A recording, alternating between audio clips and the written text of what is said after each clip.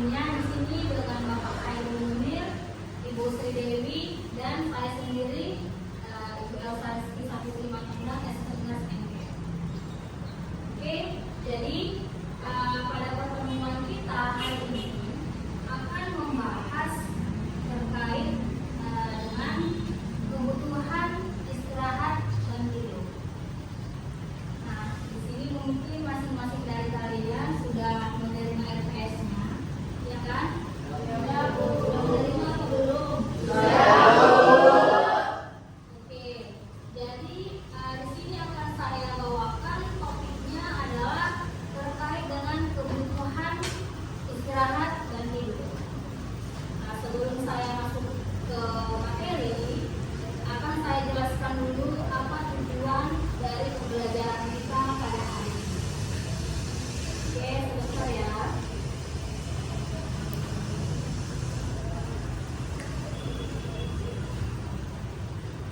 Nah, adapun tujuan kita untuk belajar perkuliahan terkait dengan kebutuhan tidur dan istirahat adalah agar mahasiswa mampu menganalisis konsep kebutuhan istirahat ataupun tidur, ya. Kemudian mampu menganalisis bagaimana asuhan keperawatan dengan pada pasien dengan gangguan istirahat dan tidur. Itu yang untuk tujuan instruksional umumnya. Nah, untuk tujuan khususnya nanti setelah pembelajaran ini diharapkan mahasiswa mampu menyebutkan atau menganalisa apa sih pengertian dari istirahat, kemudian apa karakter dari istirahat, fungsi dari istirahat ataupun tidur, kemudian bagaimana fisiologinya, kemudian apa faktor-faktor yang mempengaruhi gangguan tidur, kemudian bagaimana kebutuhan tidur itu berdasarkan perkembangan, serta bagaimana proses keperawatan yang mulai dari pengkajian sampai dengan evaluasi. Nah, sebelum kita masuk ke materi, saya absen dulu nih, ya, mahasiswa yang ada di semester 2, ya, untuk keperawatan dasar. Oke, nanti ketika saya absen,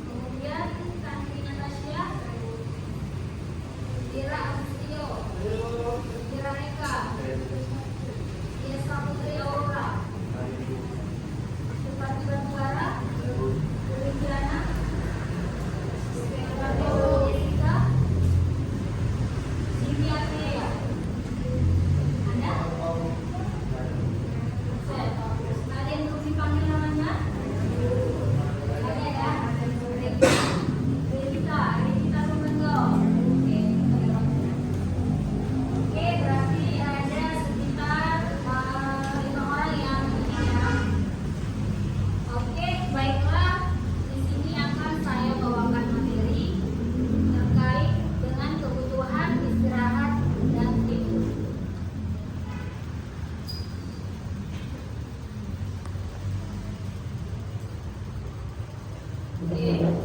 Jadi kebutuhan istirahat dan tidur. Kira-kira di antara kalian tahu nggak sih apa itu maksud dari istirahat dan tidur? Kalian pernah tidur nggak? Tahu. Paling sering tidur atau bangun? Tidur. Jadi kalian orangnya mager?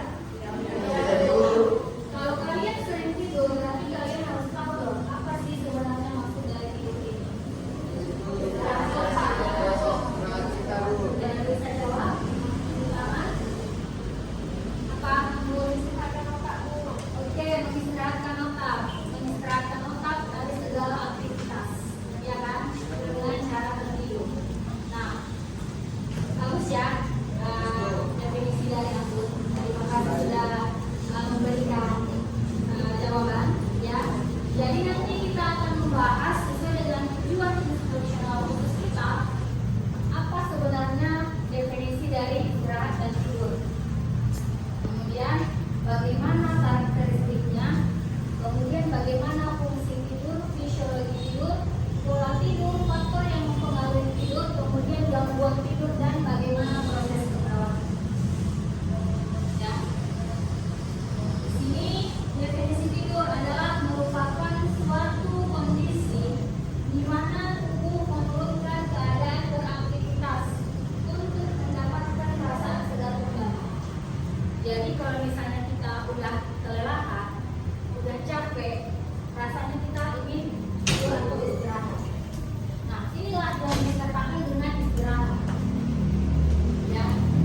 Nah, kalau tidur itu adalah suatu kondisi untuk menurunkan kesadaran dan tidak melakukan aktivitas. Jadi bisa dengan definisi yang sudah disampaikan, namun mengistirahatkan otak dari segala aktivitas. Ya, paham ya? Apa itu definisi istirahat? Apa itu definisi dari tidur? Berarti kalau tidur tidak ada lagi kegiatan, main handphone pun tidak. Tapi kalau istirahat bisa kita istirahat sambil tapi kalau dia tidur, ya segala aktivitas tidak ada lagi dilakukan. Mata terpejam, mata istirahat, ya kan? Kemudian bagaimana karakteristik dari istirahat? Yang namanya istirahat berarti santai secara fisik, baik dalam bentuk rebahan, duduk manja, ya kan? Kemudian bebas dari kecemasan. Jadi mungkin kalian akan menghadapi ujian PS atau ujian OSCE. Cemas nih, udah belajar mati-matian sampai 24 jam, ya kan? Gak tidur mengapa? Bagaimana besok proses OSCE yang akan saya lakukan? Ketika kalian lelah, capek, kalian butuh istirahat untuk mengurangi kecemasan tadi. Makanya bebas dari kecemasan. Bisa dengan istirahat, ya, entah memang istirahatnya dengan refleksi melihat scroll Instagram, TikTok, contohnya, atau misalnya mau pergi nonton bioskop, terserah, untuk mengurangi si kecemasan tadi. Kemudian tenang secara fisik, tenang, bawaannya tenang, ya. Kemudian bertujuan untuk merasakan kesegaran. Harapannya setelah kita istirahat, kita segar kembali. Kalau misalnya kita bangun pagi, pasti kita segar, ya kan? Beda sama orang yang begadang nonton bola sampai jam 3, gak ada tidur, tiba-tiba masuk kuliah, mukanya muka-muka ngantuk, muka-muka capek. Tapi capeknya itu bukan capek apa ya? Capek yang memang melakukan suatu aktivitas, walaupun yang gak capek secara fisik, tapi mungkin matanya lelah karena begadang satu malaman demi menonton bola. Nah, karena kan baru ada kan pertandingan bola, ya. Oke. Kemudian di sini ada fungsi tidur. Jadi jangan kalian merasa yang penting aku tidur, ada loh manfaat dari tidur. Jadi kalau misalnya kalian sudah tidur, inilah manfaatnya. Membantu perbaikan jaringan tubuh dalam tahap NRM, non-rapid eye movement. Nanti akan saya jelaskan apa sih NRM itu atau tahap-tahap dari tidur, ya. Kemudian pelepasan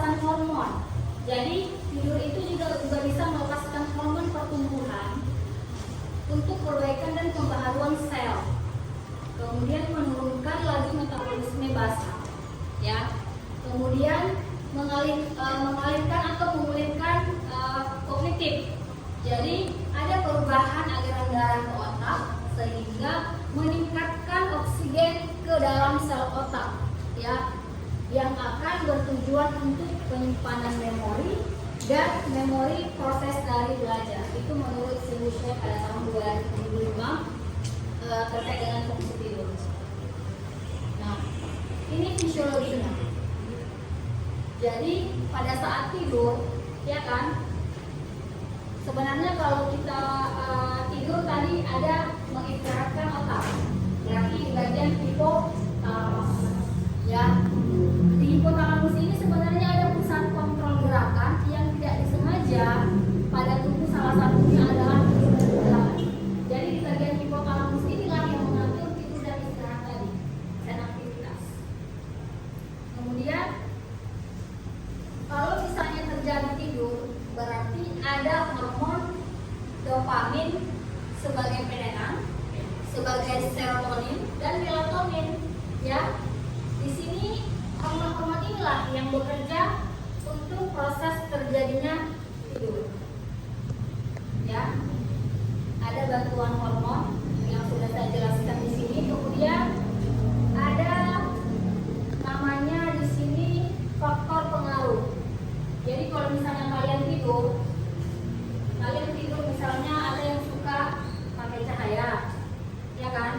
Ada yang suka matikan lampu. Tergantung kondisi dari masing-masing, ya. Bagaimana tingkat kenyamanannya. Ada mungkin dia kalau hidup lampu nggak bisa tidur, silau, mengganggu konsentrasi dia mungkin untuk tidur, ya kan? Ada yang harus dimatikan lampunya, atau dia lampunya ada tapi remang-remang, ya kan?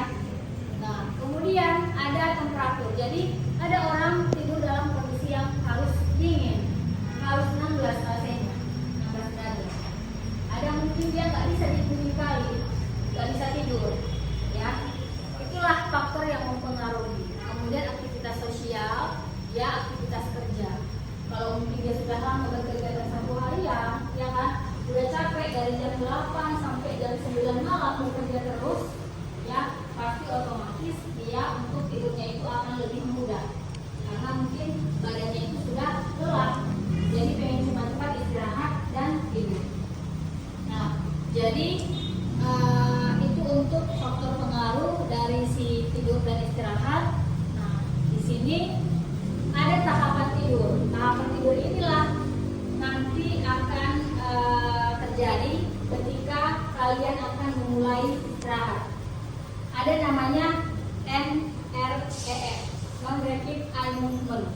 Jadi kalau yang untuk tahapan NREM ini ada terdiri dari 4, ya. Ada dia tahap NREM 1 sampai dengan 4. Nah, kalau dia tahap 1 berarti terjaga dan tidur, masih rileks, masih sadar, tetapi udah terpejam matanya. Tapi kalau misalnya dia dipanggil masih nyahut, gitu, ya. Jadi di sini akan terbangun dengan mudah dengan rangsangan minimal. Misalnya kita kan baru tidur nih, tahap yang pertama. Kemudian kalau tidak satu pos mungkin ada yang pulang, terdengar suara pintu terbuka, langsung kebangun, ya. Kemudian fase yang kedua, tahap yang kedua adalah terbangun dengan mudah, tapi derajat ketidaksadarannya 50 sampai 55. Dibilang dia sudah tidur tapi belum nyenyak, ya. Kemudian tidur dalam berarti udah hampir nyenyak, pulas, dan derajatnya kesadarannya hingga 10%. Kemudian ada tahap 4, di sini sudah mencapai ada namanya derajat gelombang delta, ya. Dia sangat tidak mudah dibangunkan, sudah masuk di fase terlelap. Nah, untuk yang REM atau rapid eye movement ini pergerakan bola matanya sudah melemah, otot melemah, respirasinya pun sudah tidak teratur, ya. Jadi udah tahap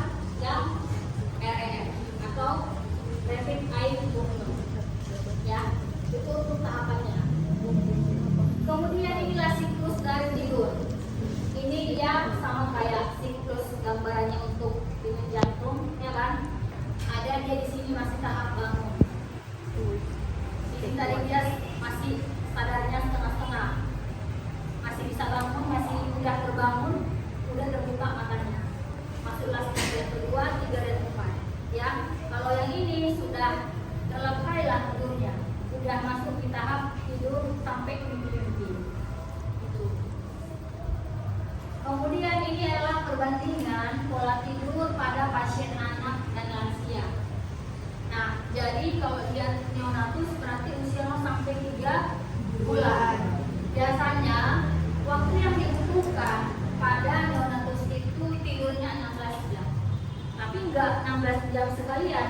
Kalau dia bayi-bayi kan kegiatannya paling minum susu, tidur, ya kan, berkemih, kemudian buang air besar, ya kan, tidur lagi.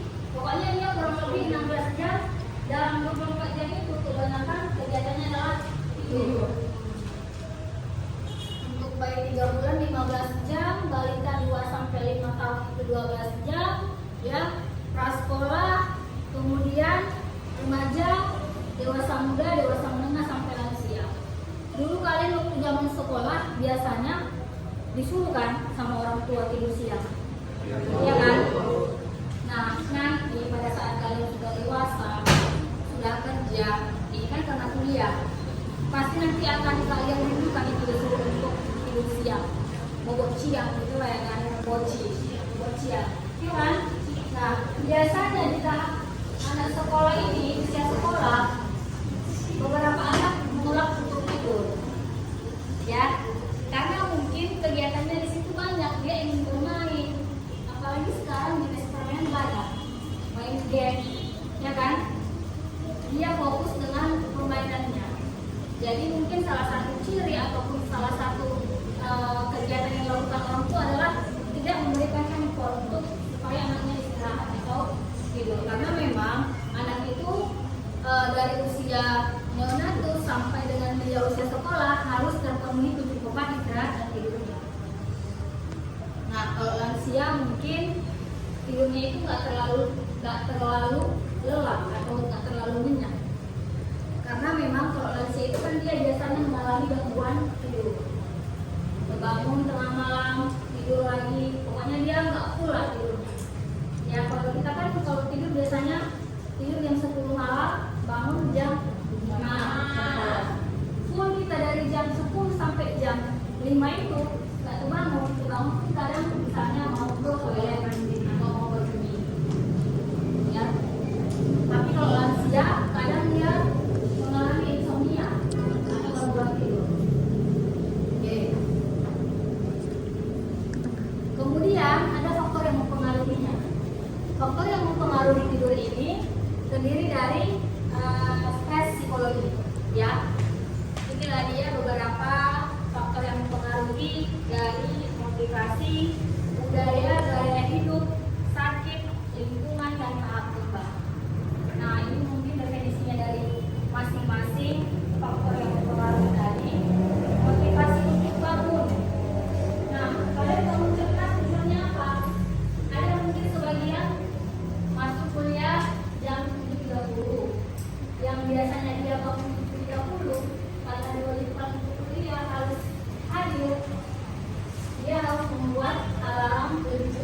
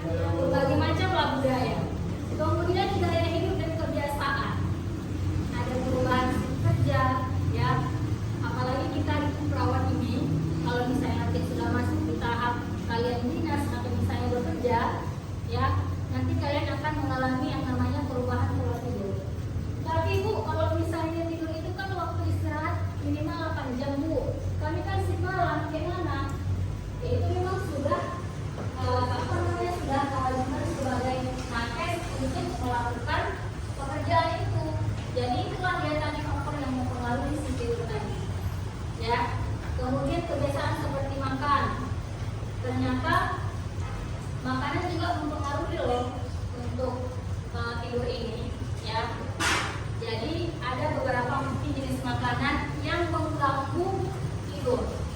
Alkohol, ya kan, narkoba. Makanya kalian sudah temukan banyak artis-artis yang tersangkut atau misalnya terlibat dengan narkoba, karena mungkin menjaga tubuhnya supaya fit. Jadi 24 jam dia selama seminggu nggak ada tidur. Kalau kita manusia yang seperti yang ya seperti inilah itu, ya kita harus tidur walaupun kita tidur tidur dalam beberapa jam, ya kan? Nah, kemudian di sini ada lingkungan tadi sudah dijelaskan, ada cahaya, suara. Ada mungkin orang nggak bisa tidur kalau misalnya ada suara bising, apalagi tetangga lagi ada kegiatan pesta, ya kan, ada tidur pula itu jam 12 malam nggak bisa tidur. Kemudian stres, ini yang paling banyak. Kalau orang-orang stres biasanya ada dia yang kerjanya tidur seharian, ada nggak bisa tidur, ya. Kemudian ada yang sakit. Jadi kalau sakit juga mempengaruhi, ya, dengan bagaimana harus tidur. Kemudian bagaimana pengobatannya? Pengobatan itu di sini ada diuretik. Jadi ini juga mempengaruhi pasien-pasien DM yang mengkonsumsi obat-obat diuretik akan lebih sering terbangun di malam hari dan mengakibatkan pola tidurnya akan terganggu. Ya, inilah dia obat-obat yang mempengaruhi untuk terjadinya atau bermasalahnya pola tidur. Nah, di sini akan ada jenis-jenis gangguan tidur.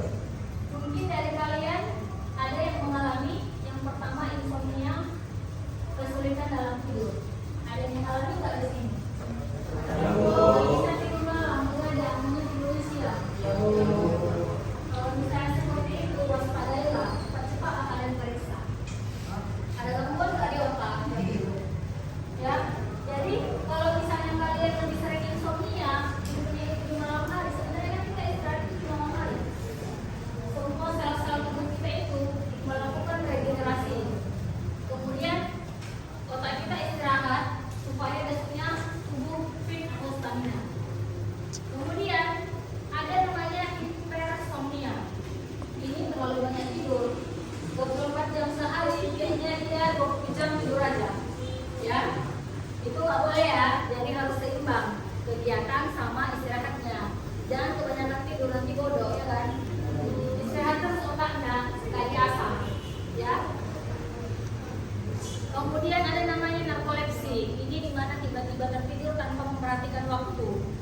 Jadi kalau dibilang dia tuh tidur, ya kan? Ada gini, ya kan? Tidur sebentar, tidur, ya. Kalau bahasa Bataknya aspam mau sampai yang mau, ya kan? Dia bunyi apnu. Oke, apnu tidur. Kemudian kurang tidur, parasomnia. Ini adalah perubahan tingkah laku selama tidur. Oke, ini untuk proses keperawatannya mulai dari pengkajian sampai dengan evaluasi. Oke, kira-kira sekian pertemuan kita untuk materi kebutuhan istirahat dan tidur ini, ya. Ada di antara kalian yang ingin menanyakan terkait dengan topik perkuliahan? Oke, silakan Harimurti ya. Oke, Harimurti. Untuk tahapan tidur terdiri dari NREM dan REM. Jadi bertanya Bu, terkait tidur-tidur ayam sering didengar Bu. Masuk tidur ayam itu masuk di tahapan yang mana Bu? Oke, sebelumnya kalian pernah nggak mendengar tidur-tidur ayam loh? Nah, kira-kira tidur-tidur ayam itu maksudnya apa sih? Kalian bisa kalau ngomong jangan rame-rame ya, satu orang tunjuk tangan. Oke, ada yang menyatakan tidur setengah-setengah. Nah, pertanyaannya, tidur setengah-setengah itu seperti apa ya? Oke, si namanya Rafidatul Adawiyah. Antara sadar dan tidak sadar. Nah, jadi sebenarnya untuk yang dibilang atau biasa disebut tidur-tidur ayam itu adalah tidur antara setengah sadar, setengah tidur.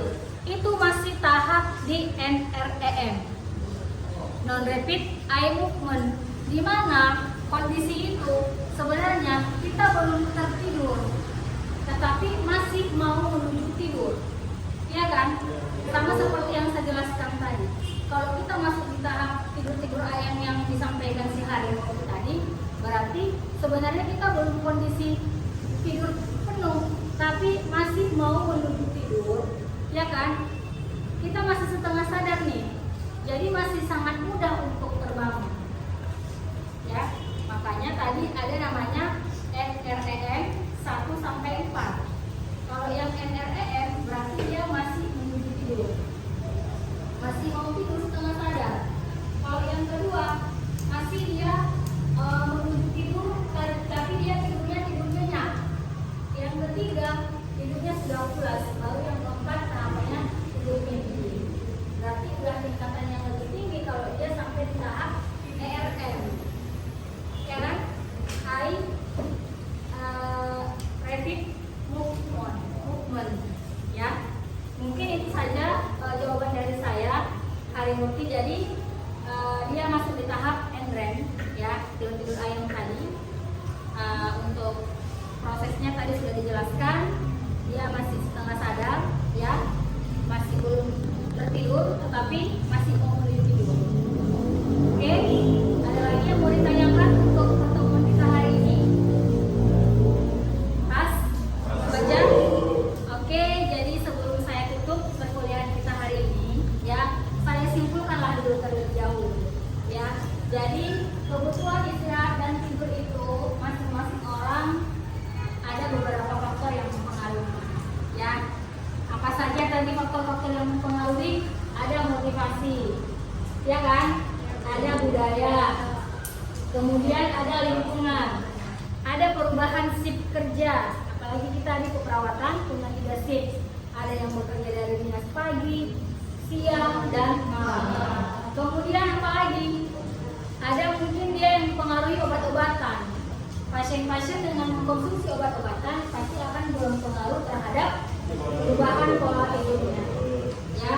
Jadi nanti harapannya kalian bisa membagi waktu berapa jam harusnya kalian tidur dan istirahat. Oke, cukup sekian pertemuan kita pada hari ini, ya. Minggu depan kita akan bertemu kembali dengan topik kebutuhan rasa aman dan nyaman, ya. Jadi sekian mungkin pertemuan kita pada hari ini. Saya ucapkan terima kasih. Jika ada kata yang salah, saya mohon maaf, ya. Kalau ada yang kurang jelas, saya minta nanti bisa via WA atau misalnya via email